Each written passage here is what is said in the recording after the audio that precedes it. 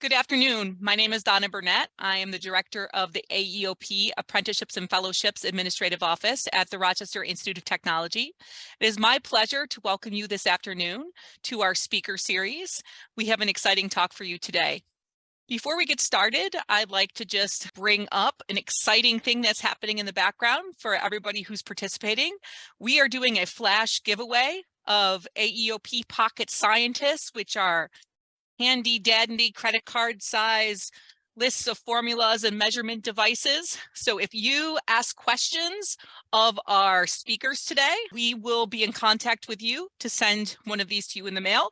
And we have up to 12 to give away. So make your questions meaningful and relevant, and you will win one of these AEOP Pocket Scientists. Additionally, as always, we'll be giving away 2 prize packs randomly selected from the attendees today. So these are little incentives because we know you have busy schedules and you take time away from the lab.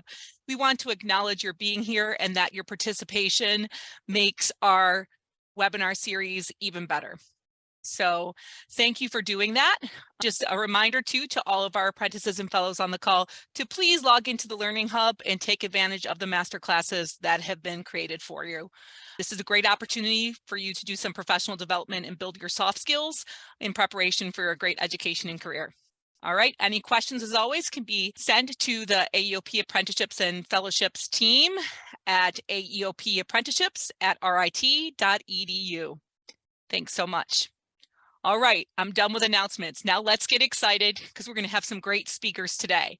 So it is my pleasure to announce Dr. David Schwartz. He's the director of the School of Interactive Games and Media at the Rochester Institute of Technology, as well as Emily Nack, who's an IT specialist with the Army Cyber Institute at the U.S. Military Academy, and she's a former AEOP apprentice and AEOP fellow. So without further ado, I'll turn things over to Dr. Schwartz and Emily.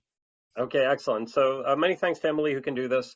Thank you for the introduction, Donna. It's just to give an idea of what we're going to be doing. It's like, who are we? Where do we come from? How do we get here? Why are we talking about this? Where is this going? The connections to AEOP.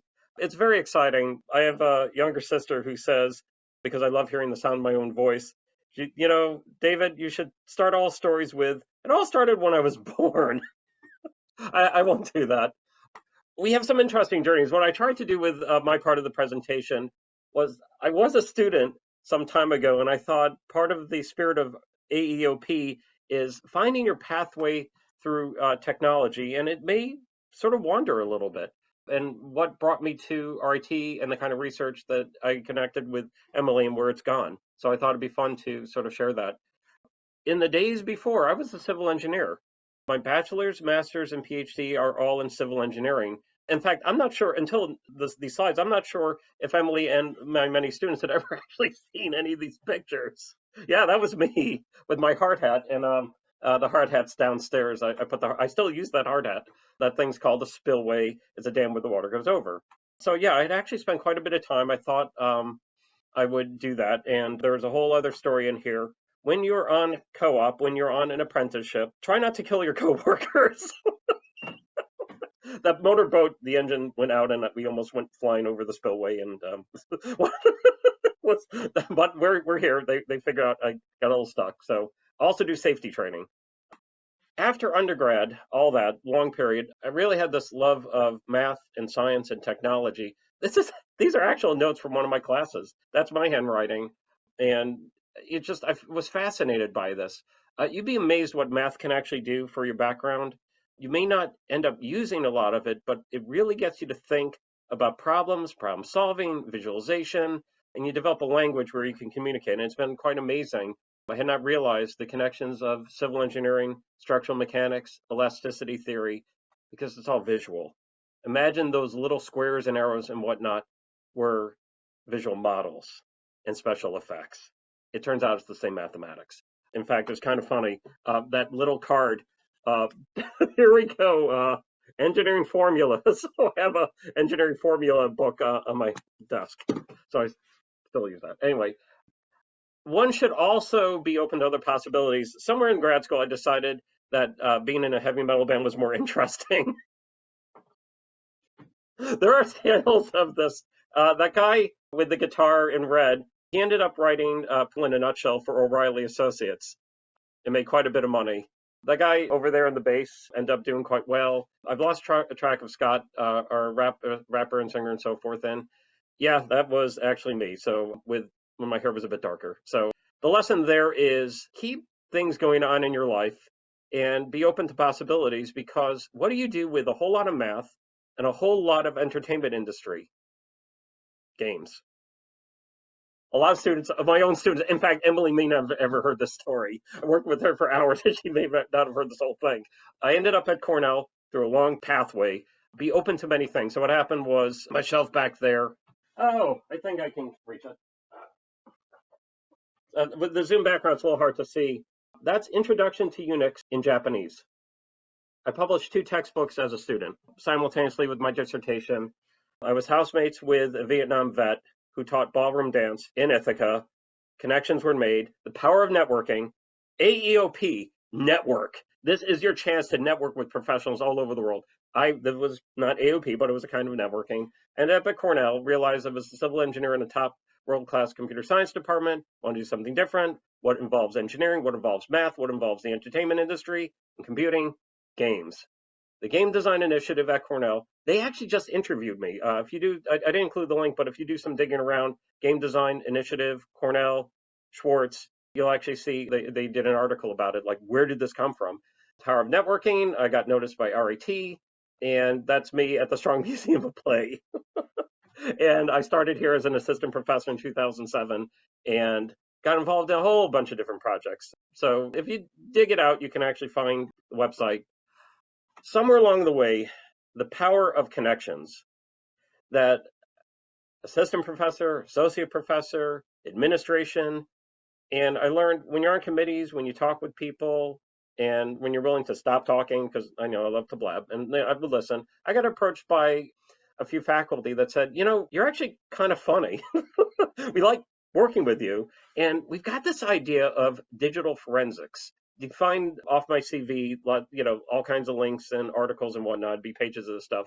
And we ended up building a detective game. It was called IPAR, Image, Preserve, Analyze, Report, 4 processes of digital forensics. And at the time, I was like, I don't know anything about computing security. I don't know anything about forensics. I don't even know what you're talking about. And don't worry about it. We want someone who understands interfaces and games. We'll handle that. So I kind of came on as their partner and we did a bunch of work. I thought, oh, this is really interesting. And, in time, I realized, oh, wow, maybe there's more to it. Be someone you want to work with, making friends, being open to connections, maybe not necessarily pursuing the thing I most dreamed about, even letting go of just civil engineering. Well, what does civil engineering have to do with games, which has to do with, computing security? But it's like there was a piece of this project where I realized, it's kind of irritating being hacked. It's kind of irritating to have your password stolen. It's kind of irritating to have hospitals shut down. It's kind of irritating to lose power. Maybe I could use games to do something that's more about helping people. Maybe it could be about saving their lives. Hold that thought. So years go by. Again, you could look up the history. So I stayed open to connections and we had a good experience working with the security people. So other security people said, hey, that guy Dave's kind of fun to work with. There was this other thing. So I got involved through more connections, and a connection leads to a connection leads to connection, the gift of gab. And I connected with the Army Cyber Institute and the former head of war game design at the Army War College, David Appetball. We had a lot of conversations. And unbeknownst to me, the Army Cyber Institute had created this thing called Jack Voltaic, which is a war game. And if you're a certain age, do you want to play a game? Yes, you can look up an old Disney movie called War Games and whatnot. Think about games for strategy, games for games for planning.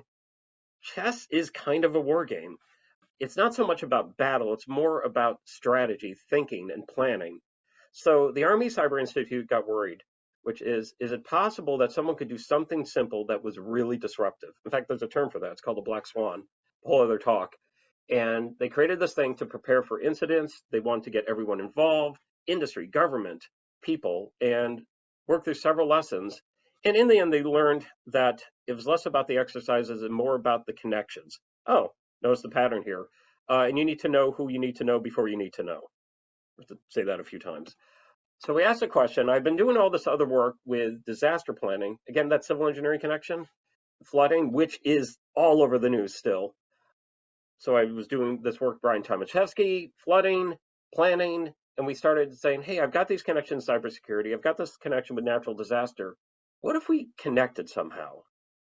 Brought these ideas together, and through, I don't know, I was watching my email, the power of answering your email. A lot of people just blitz past their email. Answer your email, look at it. You'd be amazed what's in there.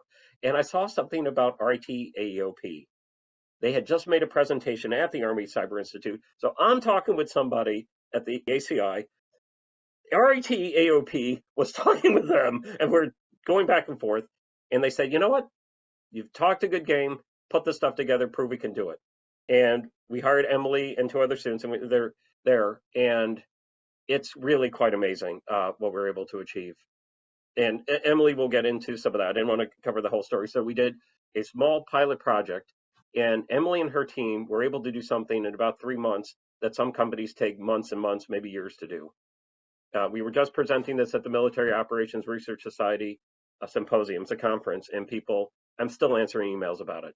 It's really amazing. And Donna and I have been talking. It's like, what other things can we do? And in fact, that's where the tagline came from: save lives with games. This is what we can do.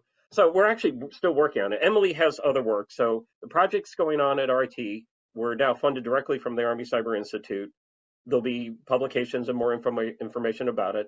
Some of you, wherever the news are from, attending, we may be talking to your town supervisors about getting this game into their hands and helping prepare for natural disasters and cybersecurity disasters. So it's quite amazing. At which point, how did we get there? I mean, what were the guts of it? At which point I handed off to Emily. All right. Well, hello, everyone. I'm very excited to be speaking with you all today. And thank you, Dave, for that awesome introduction. It's very interesting to hear your stories. But a little bit about me. So I actually went to community college before going to RIT. Overall, I had a pretty good experience with community college, and I felt like it gave me a foundational understanding of computer science, but I just felt like there was something that was missing. I'm a very creative person, and I felt like I hadn't quite found a path within computer science that fit me. Eventually, I came across RIT's game design and development program, and I just felt like that was the perfect balance between technical and creative courses. And with the game industry being so large, I also really liked the fact that I could create something that had the potential to impact so many.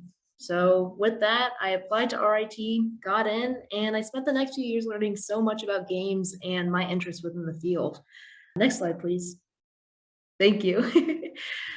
So while I was at RIT, I had a chance to take a lot of really neat courses. I mean, some of the courses I took were 2D and 3D animation, game-based fiction workshops, lots of programming courses.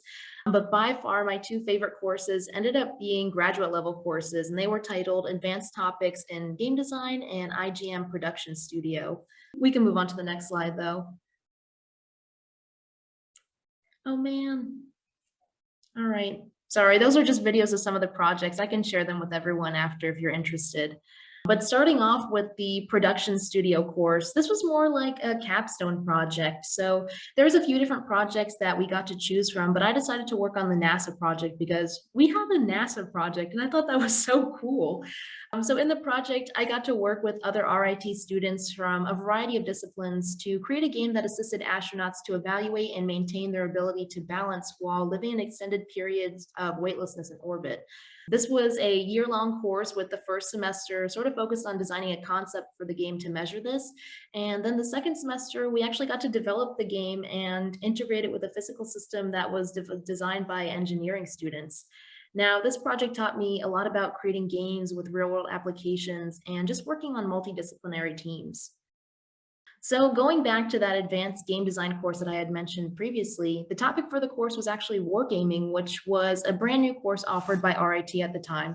And I'll be honest, I had no idea what wargaming was, but I had an elective to fill and it seemed like the most interesting class out of what was offered, so I enrolled in it and I ended up falling in love with it too. I mean, I had a really great professor, Dr. Abitbol, who had real world experience designing war games for the military. And this was the first course where I felt felt really connected to the work that I was doing, and I could actually see myself doing this as a career. And, I ended up loving it so much that I took it again the next semester. But we ended up creating a game called When Disaster Strikes, and it was designed to teach local governments about the implications of cyber attacks when natural disasters strike. Now, because of my success and interest in the War Games course, my professor introduced me to the Army Cyber Institute at West Point, and they were trying to create a digital game of Jack Voltaic, which Dave introduced earlier. Through AEOP, I started an apprenticeship with the ACI, where I worked with 2 other interns to convert Jack Voltaic to a digital game in Unity using a data-driven backend that I developed to visualize real-world critical infrastructure data. Now, I did this apprenticeship remotely, actually, while I was finishing up my last semester at RIT. And a few months after graduating, I ended up transitioning into a fellowship with the ACI, still through AEOP.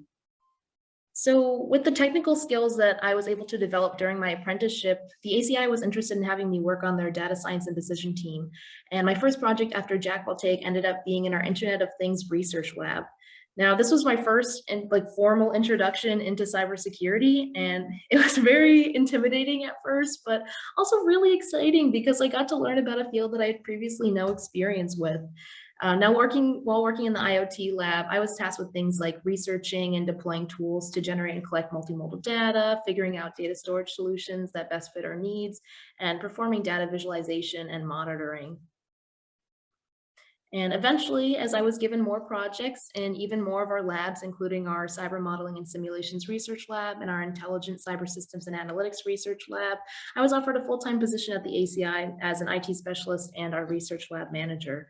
Now in my current position, I do a lot of different tasks. Some of them include exploratory research, particularly focusing on applications of modeling and simulation in cyber, deploying and assessing tools, maintaining hardware and software in our labs, machine learning projects, software development. One of my most recent endeavors has been managing our group of really awesome interns over the summer, and just a lot more. But I'm really appreciative of all these experiences that I've had that have led to this moment, and the people that I've met who have helped me grow into the person I am today. And of course, if it weren't for AEOP, I would never have gotten the amazing career that I have today. And with that, I will pass it back over to Dave. Yeah, it's like after years of using Zoom, I still sort of at least I understand what Zoom is. We had a lot of people help on this project. There was Liam and Colin, who were 2 students that worked with Emily. Those of you who are familiar with RIT, we have what's called the co-op program, paid internships. So when students get paid internship, in some cases, some will work for nonprofits, and so there may not be much in the way of funding. But when possible, there's salary. And what we were able to do is count the AEOP experience.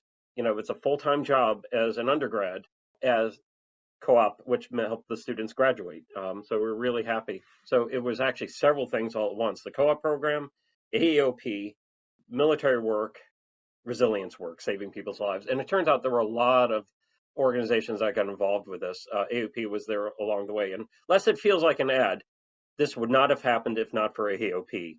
That small amount of money generated just so many things. It was just really incredible. And what we're trying to do now is see if we can find other pilot projects, proofs of concepts, and so forth. We had the game engine. You heard the word Unity.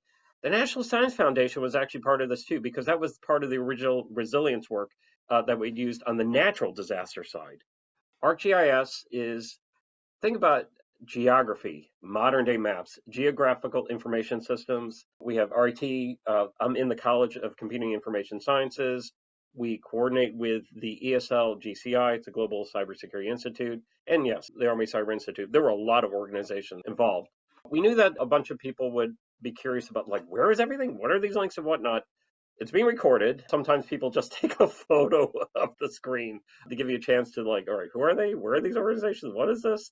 And the current team, Jessica Bayless, Brian Tomaszewski, I've got another faculty member, Chao Peng, and a lot of students. They're marching ahead on this, on the funded research. And the game it looks a little different now. It's actually a little bit more of a card game and less a GIS. We have the original video there from Emily, so a lot of information. I know I skipped over a lot of steps because there's a lot of ground. In my other life, I am the director of the School of Interactive Games and Media, and in another month, I'll be doing open houses. Wait a minute, tell me more about game design and development. And I let Donna know that that is a possibility. People want to hear about that too, and I get that. I do this quite a bit. Let's see, Emily, anything else, or hand off to Donna? Yeah, I mean, that's everything from me. I'm looking through the chat and there's a lot of fantastic questions. So I think Yeah, so over there's to Donna. yeah, so what will happen now is we will voice questions to you so you guys can focus on responses. I also took a photo of the slide and I will put it in the chat so everybody can have that if they didn't take a picture. And we do record these sessions so they will be accessible. So Heather, if you can just stop the share and we'll just put it on to the speakers, that would be great. Should I keep the share on? Oh, you can if you want. That's fine. Okay. Yeah, and That's I fine. noticed that, there was a bunch of stuff in the chat, and I think you encouraged everybody to move their chat questions over to the QA. Yep, we're going to do Okay. Q&A and we'll grab them from the chat, but you don't have to follow it. We'll read them to you. Okay. All right, so you ready to get started? I am. All right, so either of you are welcome to take any of these. So we have had a lot of questions. Let's start with the ones over in the Q&A. So first of all, someone wanted to know what your band name was. Yeah, I actually had quite a few band names. We went from God, what was it? All right, well, if it comes to you, let's share. What was the first band? I was like, wait a minute. It was a great way to start the talk, really got everybody's attention. I forgot my first band name. We became Mobius, and turned out there were a billion other Mobiuses, so that went away. And then at one point, I was in Rose Petal Jam, and I complained to my singer, like, you realize it sounds like Pearl Jam. Well, I don't listen to Pearl Jam. And so so that didn't work out. What was the first one called again? I can't believe I'm sure it'll come to you after the talk. Okay, so I think this is also mentioned for you, David. So when you mentioned that you transitioned out of civil engineering and you kind of went with the flow to find a path that mixed together your interest and skills, were you ever nervous that you weren't going to end up on the right path for you? If so, how did you deal with that feeling? So we have a lot of students who are navigating. How do you deal with that insecurity? That's a phenomenal question. So I've suffered from anxiety forever, and it was never really diagnosed. I'll perseverate. I'll be stuck awake at nights, and years later, like, oh, wait a minute, this had been going on and no one had ever figured it out. Part of the story is I had a professor come up to me. They can't do this anymore. One of my regrets is I wish I had tracked him down because he died a few years ago. So this guy, I don't even know his first name, Banerjee. We have to look it up. This guy comes up to me in the hallway and out of nowhere said, I hope you don't take this the wrong way, but you're a dummy. This faculty member, you know what it's like if a professor comes up to you and says, I called you an idiot.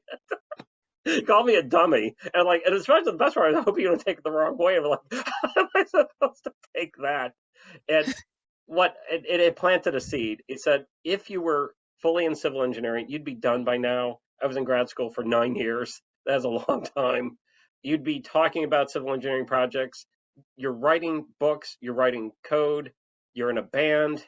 You look nuts. You don't even look like the clean-cut civil engineers. Oh, there's a point you weren't even allowed to have a beard. So you're something else. I don't know what you are, but you're not this. And you're really successful. I mean, that's basically, I had faculty coming up to say, this guy is sharp, but he's in the wrong area. No one knew where to point me.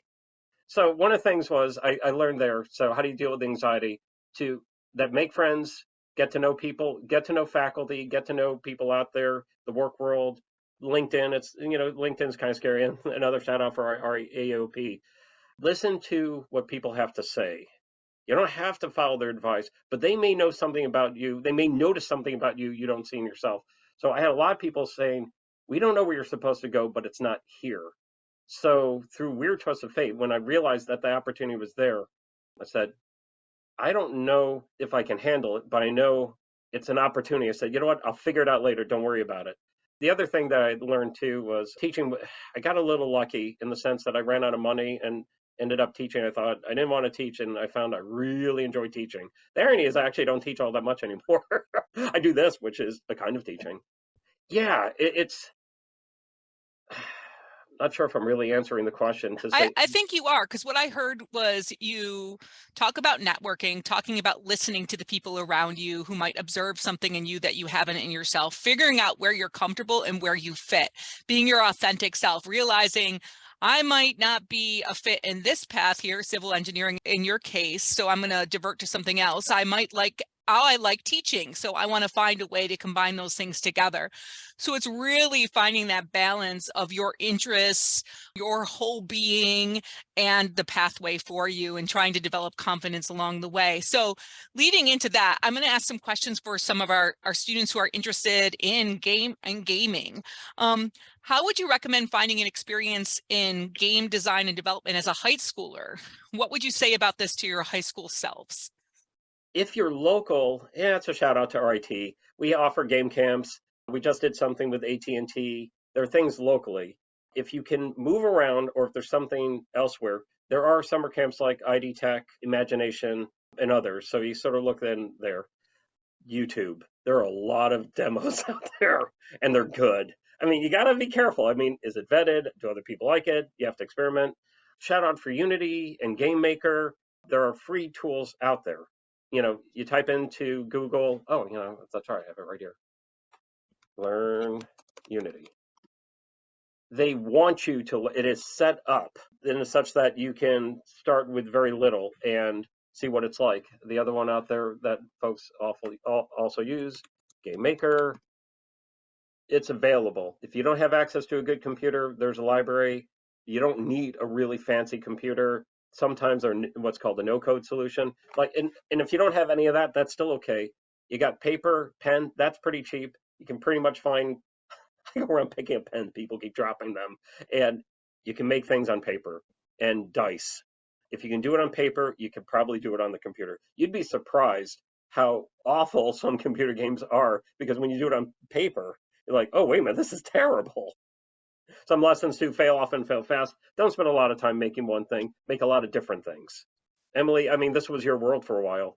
Yeah, so just to add on to that, definitely YouTube. I mean, even as I worked on Jack Voltaic, there are some things I was like, I don't know how to do that. Just quickly go into Google and YouTube will have an answer. It might not be the exact cookie cutter answer that you need, but it'll help kind of guide you in the right direction.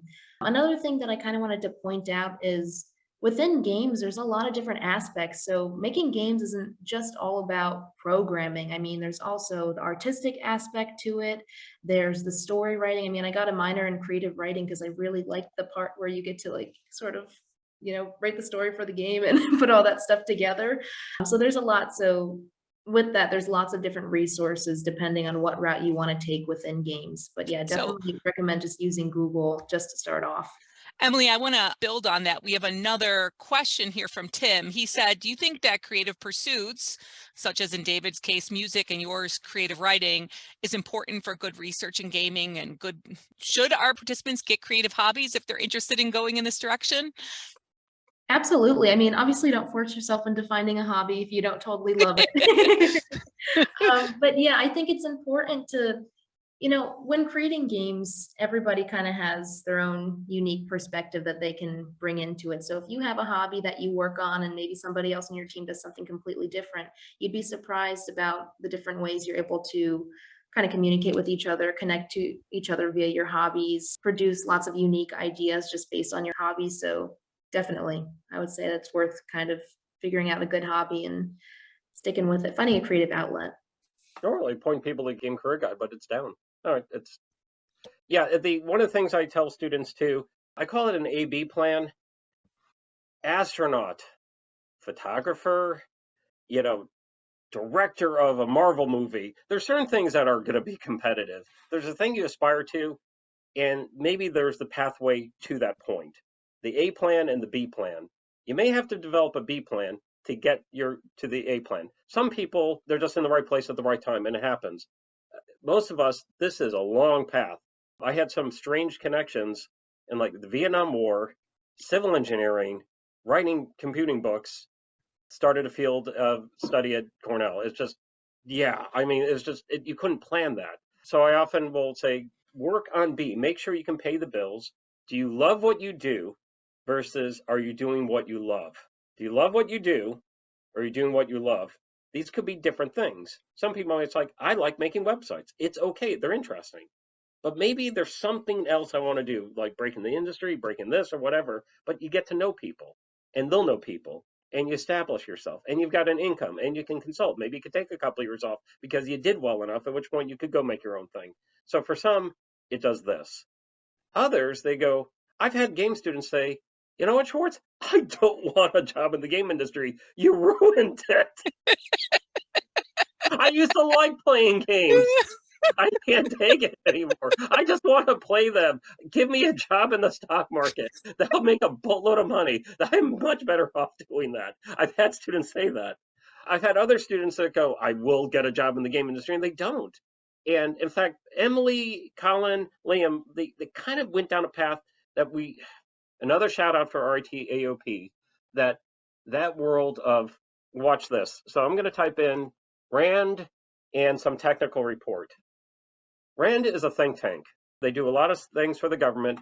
David Abitbol, who was part of our connection, actually worked at RAND.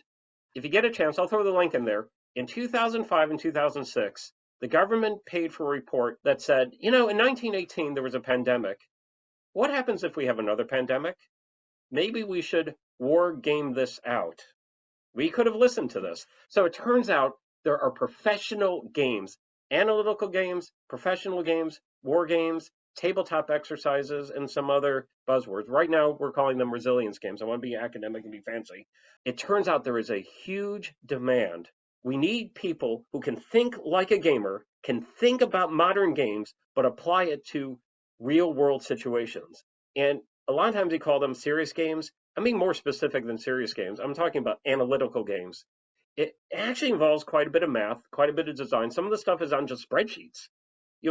Key life skill, if there's one thing you remember out of this, spreadsheets.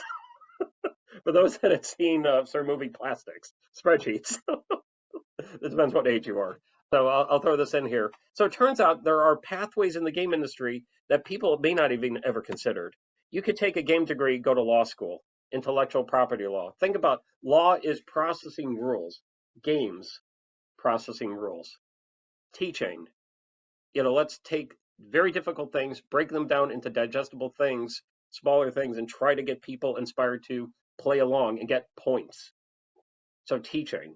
There are other fields of study too. So there's a much longer answer that if you have a broad definition of success, chances are you'll do something with that game degree. It will become an inspiration for something else. Some percent of our students actually do get into the game industry. We usually do get about 20 to 40% in, but it's not necessarily easy. That was the longer answer. That was great. And we have tons of questions coming in. So let's shift to answering questions that are about specifically the project that you talked about. So what are your plans for expanding upon this project? What are the next steps that you're working on or thinking of? So we've got the engine that's basically, it's in Unity. So that whole Learn Unity thing. So trick to getting jobs at RIT, go Unity or Unreal. We're always looking for students who can essentially go, give me a Unity project. So the thing's in Unity. It has a fake location. We don't like the word fake, so we'll say notional. So it's not Rochester, it's not Atlanta, it's a generic town. So we're going to do small cities down to small towns. We're going to have a database of what's known as scenarios, meaning let's say there's a hurricane and someone decides to do a malware attack. I mean, the hospital might be on a generator and then they do a malware attack and they're like, okay, now we want more money. Like, what might happen?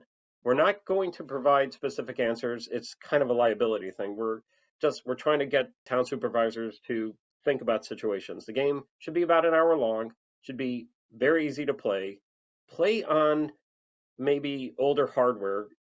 People don't like paying taxes. I mean, so they may not have the newest computer.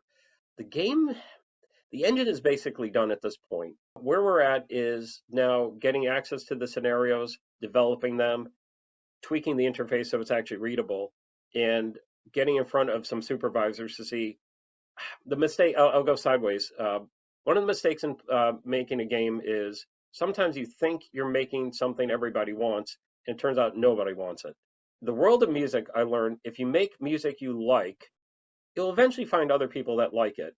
When you make games, yeah, that should also be true. But when you're making games for other people, the world of serious games, analytical games, their needs come first. So we're at that point where we may go a little too far and make the game we want, and it turns out no one likes it. So we're at that point. We're actually in pretty good shape. I'm actually going to be hiring. Actually, I need an illustrator, which I need an illustrator. I don't know if illustrators can run through. I know someone from the illustration department that we're going to put together an ad. We brought on PhD students. One of the things that we'll be doing too, I thought I saw something fly past about research. As an academic, there is a notion, you'll see this, those of you who are at RIT, the magic building, we learn by making. Yeah, you making something, you learn quite a bit. But as an academic, we need to communicate this. You have to get the thing out there. You have to have other academics and people look at it and say, hey, what works? What doesn't work? What could be better? What have they learned from this? And sort of spread the word. So the notion of the paper. So we can do the artifact, the game, the paper. And so that's kind of where we're looking at, like, what are the various research questions and what we're building. Number one thing is build the thing that the Army needs. And that's my main thing. But along the way to see if we can ask some questions. And one of the ways you ask questions is user studies. How did people interact with the thing? And gather that information, publish those results so we can make a better thing later on. That's a sort of contained answer there. Great, thank you. Let us go to, there's a great question for you, Emily, and it's about your pathway with AEOP. So it says, how has your experience as an AEOP intern impacted the way you manage the current interns at ACI? So can you talk more about that pathway, what it's been like working in a university environment as far as, and then going to the DoD, as well as growing in your position? I mean, you've really seen it through all the different points. Yeah, absolutely. So kind of talking about my transition from school to work, is the tail end of school for me ended up being remote. So that was already kind of a strange experience. You know, I was finishing off the semester remotely. I was also working on Jack will take sort of in parallel remotely.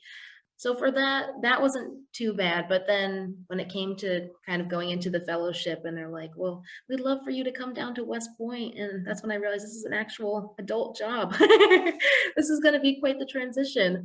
Coming to West Point, I think that because I had a lot of support from my supervisors and things at the ACI, I was just comfortable. It was definitely a very ideal experience walking into my first, adult job. And then, as I garnered more support from people and continued to work on lots of different projects, I just slowly became more and more comfortable with the environment. And that's what I did. And I love it. And I love, how everybody is always here to help you out if you have any questions. And also kind of going back to that question, kind of how that's helped me manage my current interns. So I've had a group of about 6 interns this summer, which was a brand new experience for me. I've had lots of experience managing teams and things like that in school, but in terms of interns, I felt like that was a whole different ballgame. And, I kind of felt a little bit like a fraud because, I was just an intern last summer. How can I manage interns? But, I think because I had such a great experience, I took kind of the things that I liked about my experience and applied it to this situation here. So I liked that my supervisors were very hands-on and they were available when I needed. So that's what I try and do for my interns, check in, a couple times a day when I can and work through the questions if they have any. I like having set meeting times where we can kind of all sit down and hear what everybody's working on, understand how we can each support each other. So just, I guess, kind of creating a very supportive environment is what I've learned just, through my experience with AEOP. Yeah, when you said the word fraud, one of the things I've mentioned to incoming students, the imposter syndrome. Yeah. I am a continual sufferer of the imposter syndrome. I am a civil engineer who runs a world-class game design development program in a college of computing. These are none of my degrees. And I do cybersecurity research. Yeah, no, I feel the exact same way. It kind of touches on, I think it was the first question, about being nervous and trying to go into your field. I mean, coming from game design, going to cybersecurity, it wasn't as big of a jump as, civil engineering, I guess, into games or cybersecurity. But nonetheless, I feel like every day I do struggle with that, where I'm like, oh, I feel like I'm not as smart as everybody else who's here, or, I don't fit in with everybody else here. But you kind of have to remind yourself that deep down, everybody sort of feels that way. They just won't admit it all the time. So you're not alone, and you can do your best to kind of educate yourself, do lots of research, so that way you feel comfortable within the field, but don't let other people's opinions sort of dictate how you feel about yourself and what you're currently doing. I mean, if you love it, that's all that matters. So Emily and David, building on that, if you had a student or an intern who was struggling internally, like let's say they figured out it wasn't for them or something was going on, they had imposter syndrome, what should they do? Like, should they, reach out to their mentor or their faculty member? In your case, David, like, what do you advise folks do if they're feeling overwhelmed or like they don't fit, et cetera? Yeah, that's asking, saying, hey, something's not right. Faculty member, other students. Many schools, not just RIT, have ambassadors, students that help other students, teaching assistants, like kind of anybody to say, something's not right. I'm not sure what it is. Because we usually say the sooner you can say, hold on, I'm having trouble. We've done this a lot. We'll get to what the issue is pretty quickly. And if we don't, we'll kind of know somebody. Sometimes it's, oh man, I'm being bounced around. It's like, we're not trying to pawn you off. We're just trying to get you to the right person. Sometimes like first year students, like, I'm just not used to being here. I'm not used to college or high school. Oh my God. Here's another word, study. Everyone study. But the reality is I've learned, and sometimes students don't know what that means. So maybe you need to go to a church. Sometimes schools, pretty much all schools have teaching and learning centers. What does it mean to study? What does it mean to time management? And yeah, you're right. Sometimes people go, I thought I wanted to do this, but it's not working out. And the good news is colleges generally, they're used to this. And, I'll often tell people, finish what you've got to a reasonable level, because the next thing wants to see that can you at least pass. So you can get a little stuck in the sense that, well, I don't like what I'm doing, so I'm going to fail out. Not a good idea. Finish what you started, or at least figure out a way to do enough that you can transition to the next thing. The other thing too, I think we're a little unrealistic. Usually when I do open houses, I say, okay, parents, I'm not trying to egg you on, but how many of you are in the job, those that went to college, how many of you are in the job that you studied for? And they all look at me and go, huh, how many of you still list your GPA, your grade point average on your resume? And they go, oh yeah. Oh, where do you even put your school on your resume? It's all at the bottom. So, and other things are going to change. Yeah, it's just the sooner you can say something's not right, you don't have to figure it out. Oh yeah, that helps us help you. That it can take you a long way and get you there. Almost every time the student who's in the most distress is the one that didn't bring to light something was going on. Yeah. It's just almost every one of those. One of the things that I've really worked with students to understand is to assume that everybody's actually rooting for you and is on your side versus everybody's out to get you. And if you can make that assumption instead, then sometimes it's easier to reach out and say, hey, I need some help, because people really do want you to be successful. And if someone signed up to be your mentor or your teacher, they are invested in your growth and they care about you holistically. So we have another, transitioning again, there is another great question in the Q&A. This is from one of our fellows, Ozan. It says, I believe games are a great way to communicate knowledge, as I've learned quite a lot from them growing up. How would a scientist find a game designer to communicate their science to a public with a short and simple game, maybe? Are there specific things to think about before reaching out? There's a whole field called scientific visualization. It may not necessarily be games. Gamification, scientific visualization, data visualization. Emily and I, we talked about this quite a bit. On one hand, there's a simulation. On the other hand, there's this abstraction. Like if you play Civilization, are you actually working with a civilization? Or if you're playing, I don't know, Farmville, is it really a farm? Or the lawn mowing simulator? The sweet spot is, can you capture enough of the thing and convert those actions to what's called game mechanics, verbs? Maybe you're not jumping, maybe you're combining a chemical, or maybe you're causing a reaction. I mean, Emily, you've been doing this even longer than I have now. You're more in the trenches. What do you think? Yeah, I mean, that's a fantastic question. Definitely game mechanics. I think it's important to really take the time to write out your idea and, kind of communicate your thoughts. maybe game designers might speak a little bit differently than a scientist would. But eventually, at the end of the day, we're all problem solvers. I mean, that's a fantastic thing about game design is oftentimes you combine a lot of these creative and technical skills, whether it be writing, art, programming, to create something that solves problems. And maybe scientists are doing it in a different way, but being able to kind of articulate your problem and your solutions to a scientist and put that into a game is absolutely doable. That's a really good question. I'd love to talk about this. When does a simulation become a game, or when does a game become a simulation? It's getting murkier. One of my favorite things, just talking about today, if it's not a shout out for NVIDIA, it's a shout out for the concept of digital twinning. If you get a chance, you look up, I'll throw it in chat in case you, for people like, wait, what is he looking at? How do you get here? The world of digital twinning, where the rules from math and algorithms, steps that you do things, computational, the visualization, the interaction, maybe you put the goggles on or not, it's getting murky.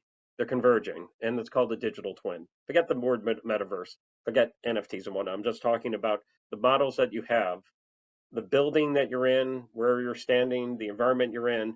Those are mathematical models that engineers and scientists use, and they're now using game engines to try to explore them. And I'm super excited about that. In fact, I just had that conversation today. We're trying. It's not through it's not through AEOP. It's Innovation Fellows at RIT. However, I was asking them, "Hey, are you connected with AEOP?"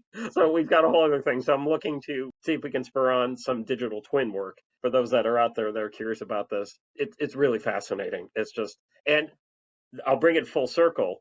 You're looking at physical models here, moving around with math and physics, civil engineering. Civil engineering games have now converged, which is something I thought was going to happen back in 2000, the year 2000. So I'm now answering the question, why did I go down this path? Because I thought there was a connection. And it turns out it just took about 20 years to get there. I'm fortunate enough, I've actually stuck with it long enough. Oh, that's the other thing too. If you really believe in something, keep at it. Maybe you have to do something else for a little while, but keep going. That's great. Oh, sorry, I didn't mean to. No, your turn. You go.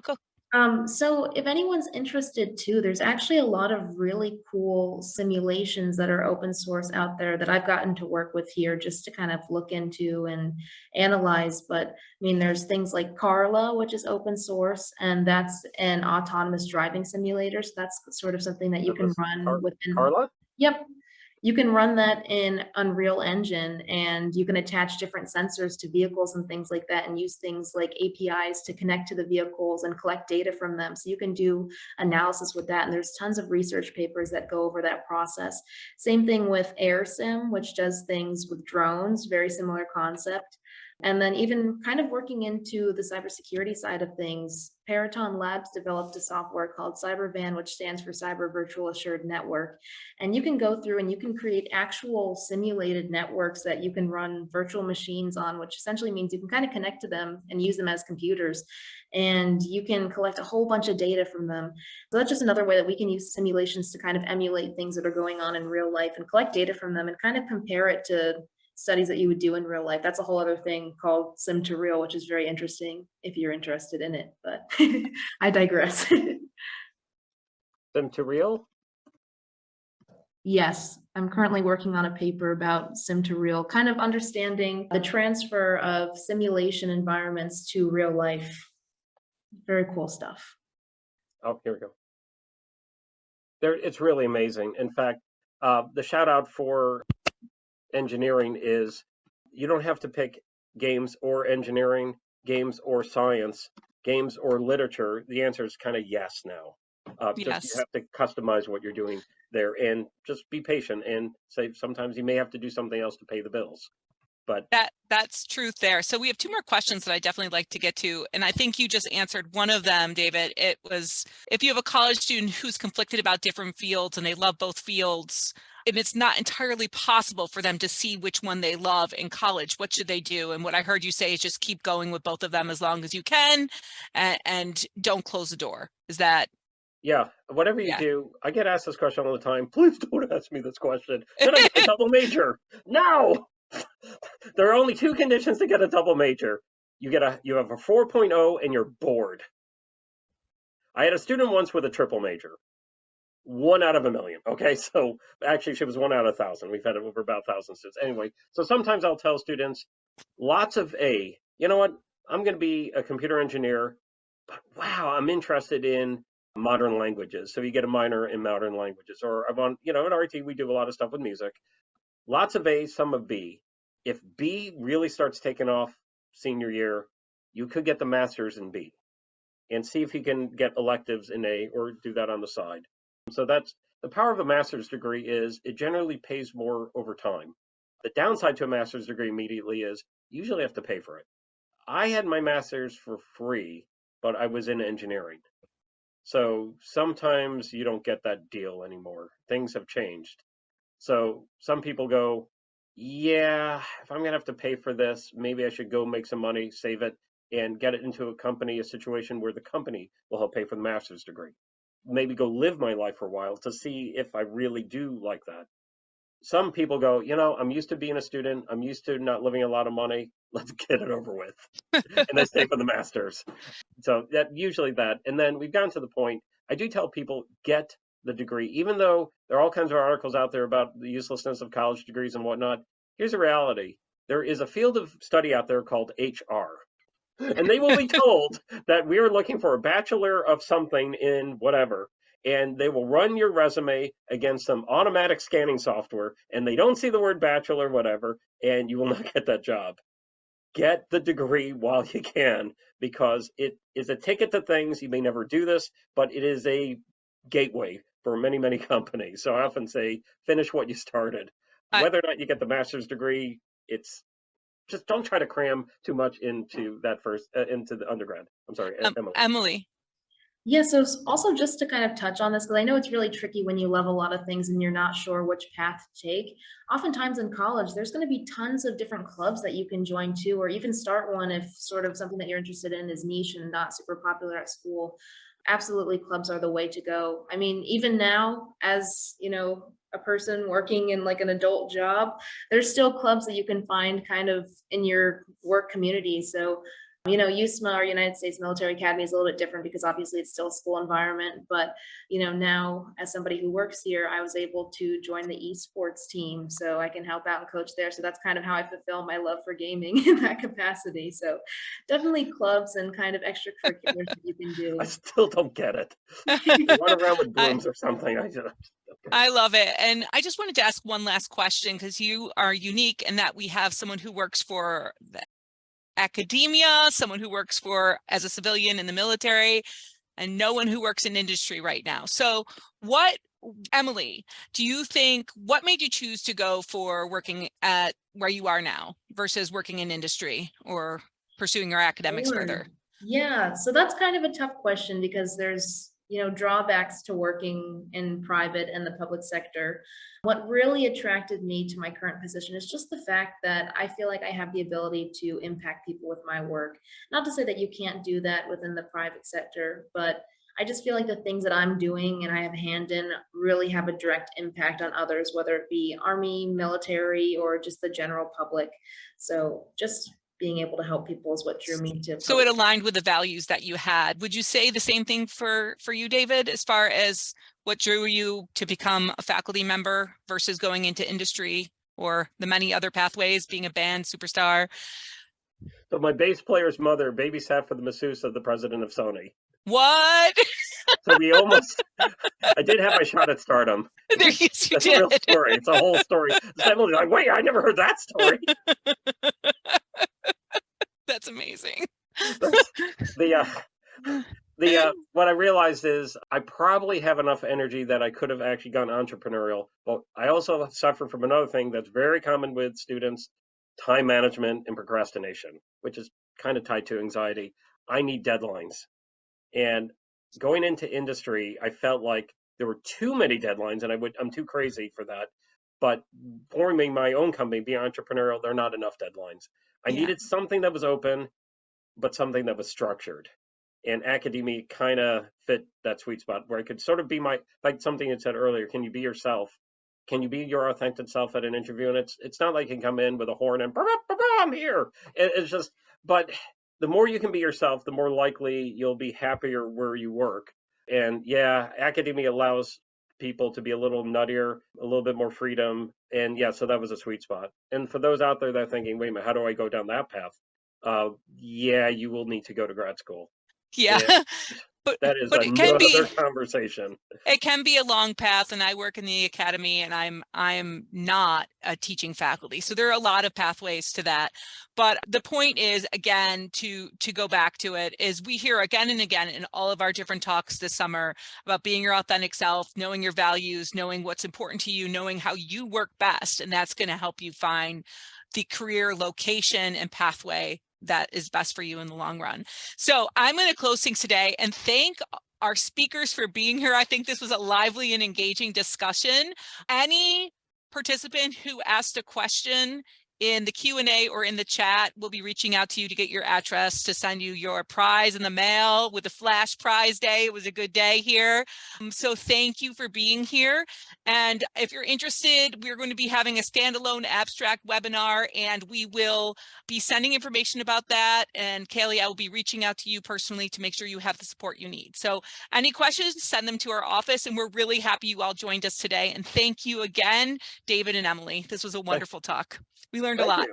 Thank you, Okay. everyone. Yeah, I may see some of you at an open house at RT sometime. Always be More of the closing. stories. I love it. And if anyone also has any questions, I mean, we kind of put down our contact information in the last slide, but I mean, I can speak for myself in saying that I'm more than happy to answer any questions if you reach out via email. So. Yep. Yeah, Thank you. And you can always get in touch with our office and we'll connect you. Yeah, we have a whole team of group, even if it's not me, we have a lot of people that love to answer questions about it. It's tricky. I mean, understanding this, and then, I'll drop a cliffhanger. If you come to RT, you get to hear about the horseshoe crabs. Wow. I do this at every open house now. I leave people hanging the horseshoe crabs. Well, maybe we'll have some more apprenticeships in the future. So that would be great. All right. Thank you, everybody. Thanks for being here. Take good care.